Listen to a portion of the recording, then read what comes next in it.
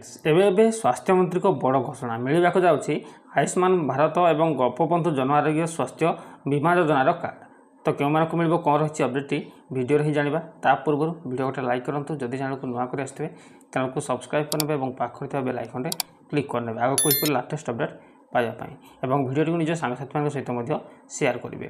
ତ ଖୁବ୍ ଶୀଘ୍ର ରାଜ୍ୟରେ ଲାଗୁ ହେବ ଆୟୁଷ୍ମାନ ଭାରତ ଏବଂ ଗୋପବନ୍ଧୁ ଜନ ଆରୋଗ୍ୟ ସ୍ୱାସ୍ଥ୍ୟ ବୀମା ଯୋଜନା। ଏନେଇ ସ୍ୱାସ୍ଥ୍ୟମନ୍ତ୍ରୀ ମୁକେଶ ମହାଲିକ ପ୍ରତିକ୍ରିୟା ରଖିଛନ୍ତି। ତ ମନ୍ତ୍ରୀ କହିଛନ୍ତି ରାଜ୍ୟର 1 କୋଟି ପରିବାରରେ 3.5 କୋଟି ଲୋକଙ୍କୁ ମିଳିବ ହେଲ୍ଥ କାର୍ଡ଼। ତ ଏହି କାର୍ଡ଼ ଜରିଆରେ 27,000 ହସ୍ପିଟାଲରେ ସ୍ୱାସ୍ଥ୍ୟ ସେବା ପାଇପାରିବେ ରାଜ୍ୟବାସୀ।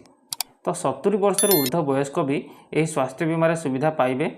ଦାଦନ ଶ୍ରମିକକୁ ବି ମିଳିବ ଆୟୁଷ୍ମାନ ଭାରତ ଏବଂ ଗୋପବନ୍ଧୁ ଜନ ଆରୋଗ୍ୟ ସ୍ୱାସ୍ଥ୍ୟ ବୀମାର ଫାଇଦା।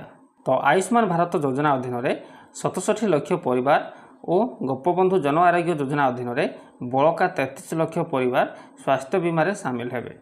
ନୂଆ ସ୍ୱାସ୍ଥ୍ୟ ବୀମାରେ ପୁରୁଷଙ୍କୁ 5 ଲକ୍ଷ ଟଙ୍କା ଓ ମହିଳାକୁ 10 ଲକ୍ଷ ଟଙ୍କା ପର୍ଯ୍ୟନ୍ତ ସ୍ୱାସ୍ଥ୍ୟ ବୀମା ମିଳିବ ବୋଲି ସ୍ୱାସ୍ଥ୍ୟମନ୍ତ୍ରୀ କହିଛନ୍ତି।